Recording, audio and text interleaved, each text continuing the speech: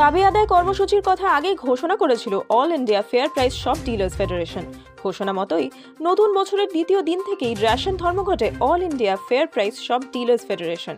Ration কাঠামো সংস্কারের দাবিতে কেষ্টপুরে পোস্টার ব্যানার নিয়ে আন্দোলনে রেশন ডিলারদের। সমস্যার সমাধান না হলে চূড়ান্ত ভোগান্তির শিকার হবেন গ্রাহকরা।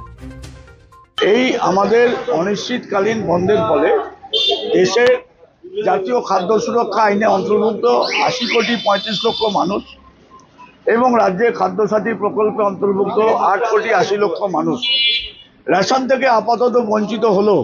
আমাদেরকে রাজ্য সরকার চুরি করতে বলছে। আমরা চুরি করব না।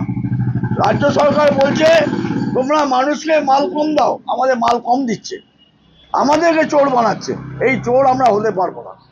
যার যা বরাদ্দের মাল আমরা হাতে তুলে দেবো এর জন্যে, এবং আমরা আমাদের পারিশ্রমিক ন্যূনতম 50,000 টাকা মাসিক আয়ের ব্যবস্থা কেন্দ্র এবং রাজ্য সরকারকে করে দিতে হবে, তা নাহলে এই বন্ধ চলবে। সবজি বসিয়েছে, আমি বাইকটা করিয়ে না। All India Fair Price of Dealer Federation जिंदाबाद जिंदाबाद जिंदाबाद। All India Fair Price of Dealer Federation जिंदाबाद जिंदाबाद जिंदाबाद। এই পথ চলছে চলবে চলছে চলবে। হ্যাঁ